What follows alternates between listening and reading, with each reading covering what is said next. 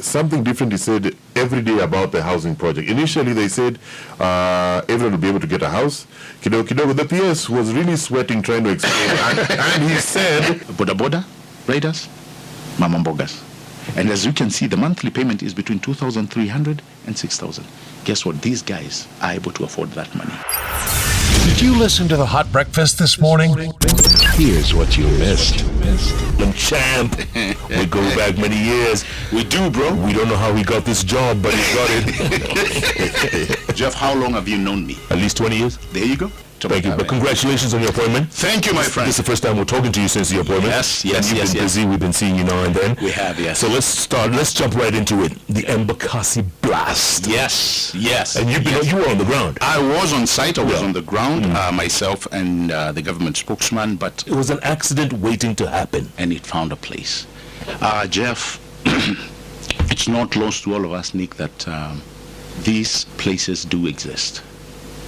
I'm actually glad that people now have taken a serious and a deep look into some of these LPG refueling stations. Those primarily that are within residential areas. Yeah. Now, let's give credit where it's due. People actually were raising concerns as far back as 2 years ago. But nobody listens. That's why some people are going home. Nema and is it the right people going home, or is it like junior staff, or No, I don't think it's junior staff. It's actually it's a pyramid, Jeff, of command. It's a very well structured command. In that, when this group comes and they do their feasibility study and they deny you a permit, you try one more time, they deny it again. You go there one more time, Nick, they deny it again. And then you find your own scrupulous ways. You go out there, corrupt other officials who, are within government, so to speak, and they give you a license fully well knowing that should there be a catastrophe, the people that are going to be affected are the same Kenyans that you are really pushing to the brim. It actually brings about something, Jeff, that you can't even start to think. It's unimaginable. And I believe in this case, this is what happened. That is why the president was so cross with some of these individuals in government that were able to give these guys permit to operate such a business within a place or an environment where human beings have inhabited. Paint a picture of us, for us rather. What was it like on the ground? Oh, it was, Jeff, it was somber. It was, at first when I landed there, I saw victims who had serious burns. And I could not bring myself. Nick, I've been in that environment. Grew back, back in the day, grew up in Madara. So you expected to see something, and these are gory pictures that I've not seen in many years. But now I came face to face with the suffering on the ground. You had people who had just come straight from the hospital where they went and got jabs, tetanus, and they got this cream that was applied on them. But you see, Nick, I'm a dick, but I can tell you with the skin, it's the first layer is what really protects us from all the germs and what have you. Yeah. So when you lose that particular organ, it's not only painful, but you can't know how or when your body will start reacting. So you had people walking, Jeff, that were really banned, and you're wondering, should these people be in hospital? But just talking to a few, you see somebody is concerned about something else, like where are my children? What happened? Where is my business that I was, People are concerned about something else. But more than that, you had people who really live in the neighboring flats. We saw a piece of one of the truck that was really depositing gas. The head was thrown on top of a building. On top? On top of a building, Jeff. And then you had this tank, which was thrown 300 meters to a fabric factory. When we arrived, that factory was still burning. So it was a gory picture. I mean, what I can paint for you was really doom. But still in that kind of confusion, Jeff, I saw the human face, Nick. Those first responders were on the ground trying to assist in every way possible. The spirit of the Kenyan people reminded me why I think we need to swear allegiance to this flag of ours and this national anthem. But Gabriel, let's be honest, who dropped the ball? Was it government? Was it NEMA? Who was it? EPRA? Who dropped the ball? Two things. One, first of all, it's, and allow me to say this because I now have the information. Probably if it was in another interview, probably you may not have had this information, but now I have some degree of information. So you could say several departments really dropped the ball. First of all, you had the Mwananchi who kept calling the authorities and saying, guys, there is a problem here. Many times we can smell the fumes of gas, and we know actually where it's coming from. That was not heeded to. I wished somebody, any authority, would have checked into it. But really the people who made this happen were the people who authorized that kind of business to happen in a residential area. We cannot overemphasize, Jeff, that that was the primary wrong that happened. You had somebody, Nick, at one point, who refused to send this company paperwork to conduct business in that environment. Yet at the same time, within the Department of Government, some people sat somewhere around. Obviously, they were corrupted, and they allowed this kind of trade to take place. Now, give it up, or give it to Sakaja, the governor of Nairobi.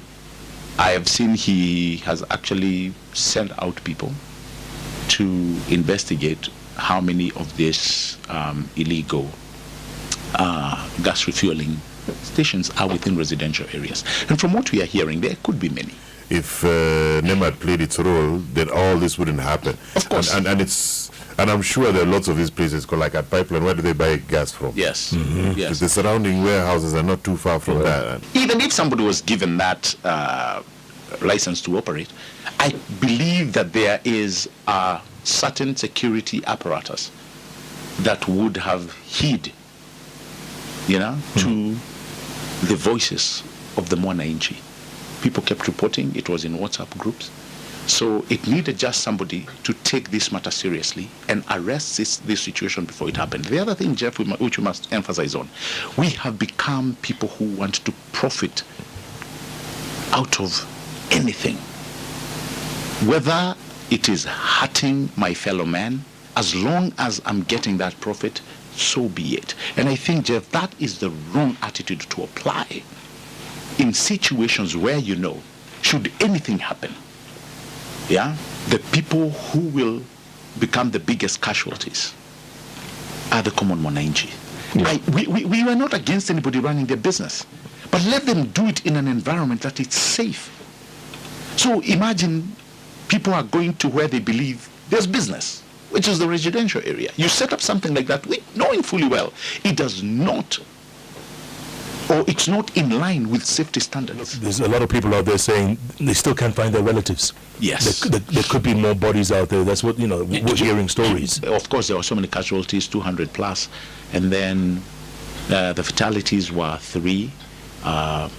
The next day, 2 days later, then it jumped to 6. So what do you expect? You see, that's what I'm telling you. With burns, you never know, because the degree, is really what comes to play, and it determines a lot. So as time go by, we are praying that we do not get more casualties, but at the same time, we're also praying that so many people who have lost, or they can't find their relatives, there is actually a desk that has been set there. There's a command center. There are people who are seated there on a daily basis who are trying to organize that environment again. Of course, there has been great interventions, both from the county government and from the national government. There has been interventions from the Red Cross, from WHO. People, Jeff, actually have a giving heart. But it should also not be a case whereby courting disaster, Jeff, becomes our norm. We just need to raise our accountability levels, both as common Kenyans and also those that are within places of authority. And when I talk about places of authority, I am talking about the government that I serve in as well. I'm talking about the security departments. I am talking about people who are within those departments, such as NEMA, IPRA. These are people who can help a lot in determining where such businesses should find placement. And we as Kenyans must always align to good standards, Jeff. And yet, because of the level of corruption, I'm telling you, this is what drags us down, and people, they don't care about what's going to happen, because at the end of this week, we'll have moved on to the next crisis. You see, Jeff, there was a time we were having a conversation, me and you, and I remember it quite well. I was telling you, Nick, people don't break the law because we don't have a strong penal code. And here I'm talking about us Kenyans. Forget those that are in government and those that are outside government. I'm talking about everyone. Many people, Jeff, break the law because they can get away with it. I know people right now who are deliberately breaking the law because of the mere assumption that they can get away with it. And they do. So imagine somebody breaking the law with the mindset that I can get away with it because I have money. I think that is the lowest it can ever get. Jeff, let me shock you. There's so many things I know from our end as government who would like doing or who would like to do. Whether you look at it from the matters on housing, health, we have made the legalese our point of playing with democracy. Yes, you're allowed, Jeff, just like any other Kenyan. You can try your best to go and manipulate the legal system. Yes. But does it conform to the well-being of a nation? That should be the question. A government like ours, you have 57,000 cases against government, Jeff. 57,000 cases against government. And some, by the way, that I've seen left me really wondering where we are going as a country. You have somebody who has gone to court to ensure, Jeff, that you do not get electricity. I'm telling you. Why would someone do that? If, you answer that and you're probably smarter than half of the Kenyans that I know. I am telling you, things that get orders or stay orders will surprise you. Is that why the government that you serve has decided to ignore court orders? They are not ignoring court orders, Jeff, and I've not seen any that they have ignored. However, I am glad that they are in discussions with the judiciary. You're really picking your words, eh? And I have to. And I have to. And the reason is this, Nick. It would be so wrong in this environment that we have accepted, Nick, that the development that we so with yearn and so badly need can be pushed in a back burner because somebody has dashed into court and ensured that this development is not going to happen. We were talking a few months removed, Jeff, about the power cuts at JKIA. But do you know that airport would have been upgraded a long time ago had not somebody gone to court to stop the entire development? We had already this government, they had already identified a contractor who was supposed to do that.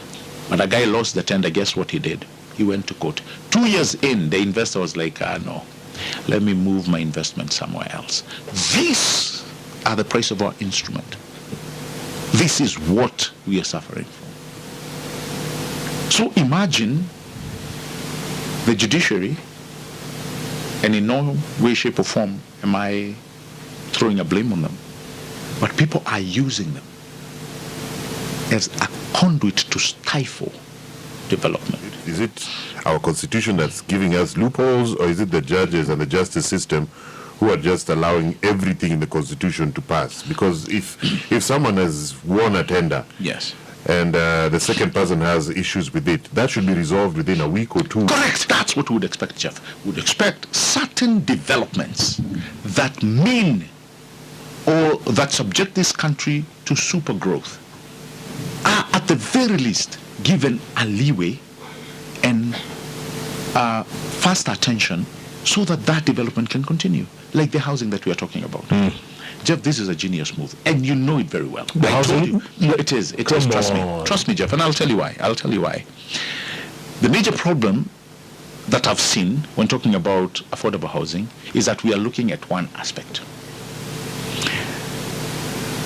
Jeff, work with me on this, because I want to give you a very good frame of where we are in the grand scheme of things. Many presidents who have served in the past had this subject on housing on their desk. They have meant to actually implement and say this is a good thing. I have not met anybody who says this is not an amazing idea, including Honorable Raila himself. You just heard him the other day saying, or talking about it. We are going with statistical data, Nick. Yeah. This is linear thinking. That President William Ruto did not wake up one day and say it on top of his head, affordable housing. No. This is something he so solemnly believes in. It has been part of our Vision 2030 for the longest. It's there, gathering dust. But it's been stopped now, or halted temporarily. Housing, again, the affordable housing that we're talking about was part of the Big Four agenda, if you may recall. Yes. It's now part of the bottom-up economic transformation agenda. But guess what? This is where the gist of the whole thing comes in. No other leader had had the fortitude of implementing. Here comes President William Ruto, who says it is no longer going to be something that remains in our books and in our scope of project on our whiteboard. We are going to implement it. And while implementing it, it opens up a mosaic of so many other things. Jeff, 120,000 people getting employment. How many people do you think are involved in that ecosystem? Jamaa wa mbao, muuzaji wa mbao, muuzaji wa misumari. That is chuma. Are we getting this from Muzaji? There are people who have got intended to supply? No. And you see, I had somebody saying that, if you take a deep dive, and this is, again, I really want to put this madness into perspective. I had somebody, an elected leader, saying that if you take a deep dive in this project, you will realize, these contractors or somebody has gotten a tender. And I'm like, so that is a very small element of the whole program for you to downstep it really to tenders and nani analeta mchanga, nani analeta kokoto. It's not even fair. Would then that mean that out of 120,000 plus people working are also his relatives? Is that what is that what these leaders are trying to tell us? So we are creating a whole bunch of people, seremala, and all these jobs, mamambogas, boda guys. But why aren't we working on also creating industries that can make us an export nation, so that we actually have proper jobs where people earn decent money enough to buy these houses? In fact, on Citizen Digital it says, new twist as Parliamentary Budget Office warns affordable housing may not benefit the poor. In fact, they're saying it targets individuals with a monthly income of above 149,000. And I don't know where people get their numbers. The entire program, if you look at it, Jeff, targets not only the lowly, it captures everyone in the grand scheme of that production line. Trust me. Kuna jamaa leo, Nick, leo, ana lori ya mchanga. Right, Jeff?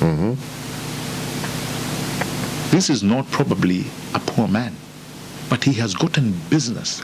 There is a driver driving that lorry. He has gotten work to do. There is a tan boy who has gotten that job. It is an entire ecosystem of productivity. So it is so wrong and so erroneous, Nick, for somebody to come in and all they do is write down numbers. Yes, take a speck of something that appear underlined and say, because of this one little item, you pigeonhole that and say, this whole thing is a scam. Something different is said every day about the housing project. Initially, they said everyone will be able to get a house.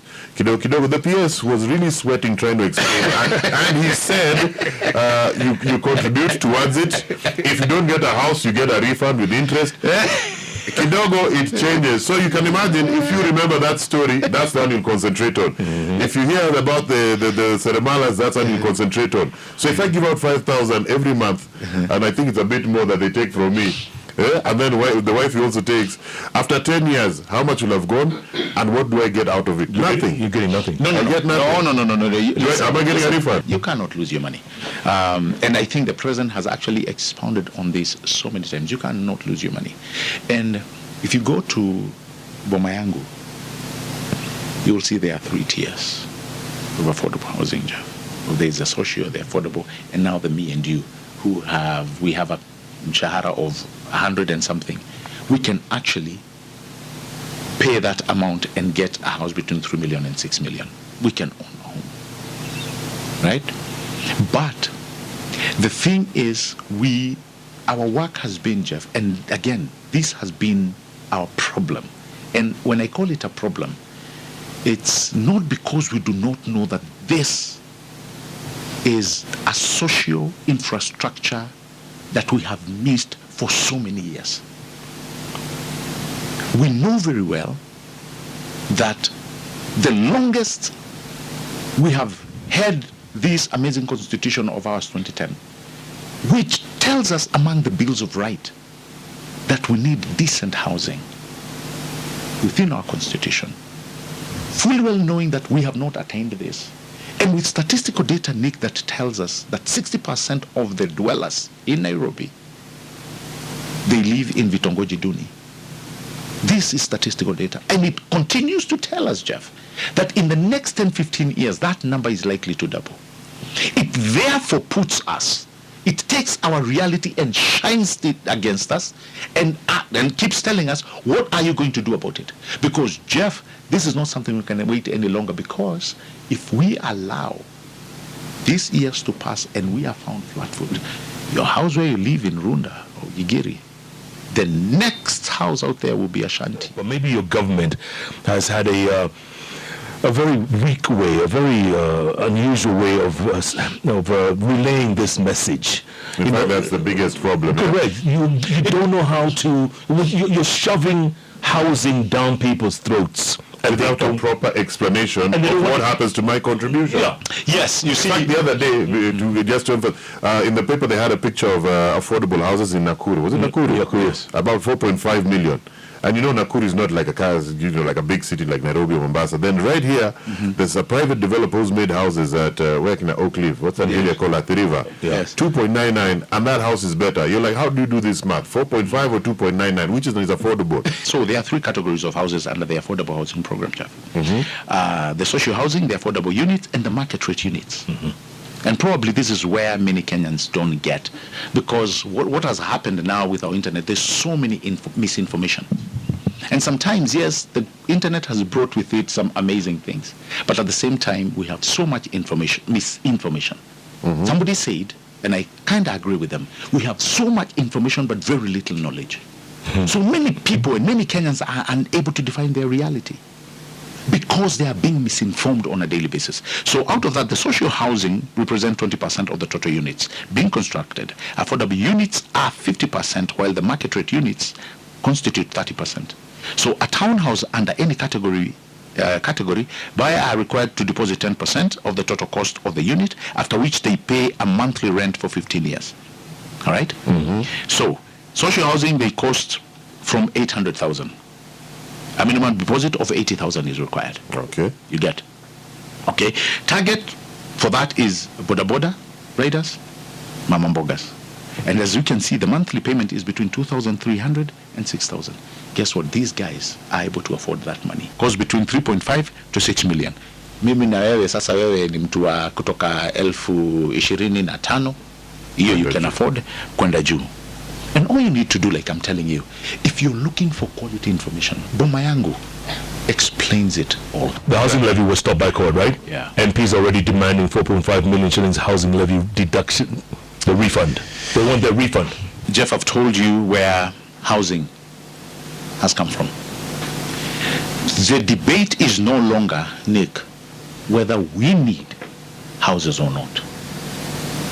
The debate, which I'm liking where we are, is how are we going to fund these houses? Jeff, we are presented with two options. We can either tax ourselves and build these homes, knowing fully well that this is what we need, or we can continue borrowing. Borrowing is out of the window. But we keep borrowing. Every week the president comes back, he's gotten borrowed. He's borrowed. Misinformation. Speak about it on the news. Jeff, call me. Take you out of here, Call me. Bwana. No. I'm sure the president will come with something from Japan. Oh yes, it's 160B. Is that a loan or a grant? Thank you. You know, what are these jobs that he keeps saying he's sending to Saudi Arabia and Germany? Let me tell you. In fact, Saudi Arabia said we don't have the skills that they need apart from washing dishes. No, that's not what they said. That is not what they said. That is not what they said. We are not qualified. No. Again, misinformation. Kenya has been sending quite qualified personnel. You're calling them watches and soldiers? Oh, no. Housemaid? No. What are the personnel you talk about? When you look at our, we have nurses. In Dubai, you have met Kenyans. Yes. Who are accountants. In other words, there have been other facets of trade where we've had Kenyans who are experts serving in Dubai. Hotelier. Jeff, you know very well. You mean waiters? No, waiters. We have chefs. We have chefs. Yeah, we have chefs. We have accountants. But the majority... Guess what? We have airlines like Qatar and Emirates. Go find out how many pilots are Kenyans who are serving in these airlines. But okay, let's assume they have 400. No. How many of them are run by Kenya and are flown by Kenya? Yeah, they are. There are so many pilots. We need jobs here. Yeah. But we cannot be saying we need jobs here. We live, the world is so intertwined that the labor that we can not uptake locally in this nation, we can easily send them out. Show me one Qatari who has left Qatar. I'm going to this Kenya to do the work. I want to be working in the hotel or in some people. Qatar has an embassy here. And they employ so many people. They're all over here. How many of them are coming? They do come. They have investments. right? They have investments in this country. The thing is, depending on where we are economically, which is and not for us, very well. yeah, and for us to make a sound conversation or argument, it is only necessary that, given our economic shortcomings, that we all know employment is an issue in our country, it does not hurt for us to educate and give our young men and women the skill sets and the efficiency that they require to go out there and make a living. Many countries are doing it. Yeah? And by the way, this will impact directly our GDP and per capita income. It will happen. Gadoni wa Mushomba. She says she's criticizing this housing levy because somebody is using the name housing levy to collect tax, but the said tax is not going to the housing program. She further slammed the affordable housing project, affirming that it is a punitive and other alternative ways to solve the housing crisis in the country. The Githunguri MP went on to allege that the government is using the housing levy as a cover-up to pay the national debt. That is not true. But in any case, somebody may just use a banter to fight back and say, which debt? Whose debt are we paying? Yeah, so whose debt are we paying? But anyway, let me tell you something very quickly. In fact, if there's somebody who should be supporting this affordable housing project, it's her. Kiambu today, Jeff, as you know it, requires a re-engineering from horizontal spacing to vertical spacing. They require it. Kiambu, today the coffee and the tea is being affected by what your people have been calling buroti maguta maguta. Fote baite. That needs to stop as a matter of supreme urgency. And if Muhoni was to be, Honorable Mushomba was to be listening to me this morning, I would tell her as much. She should be among the vanguards fighting to ensure that space in Kiambu is well utilized. And the only way you can start utilizing it right now is vertical. What, more concrete jungle? The higher you go, the better, because, my brother, what would you rather? Horizontal? Utamaliza kahawa yote. And in any case, if today now the dollar is the way it is, the coffee and tea farmers in Kiambu ought to be smiling all the way to the bank. You get? So, if she continues talking about this, and Kiambu is being parted out like a car stolen by thieves, ploti hapa imechukuliwa, ploti hapa imechukuliwa, buroti makuta 80 by 40, you will not have a coffee tree or a tea plantation in Kiambu in the next 30 years.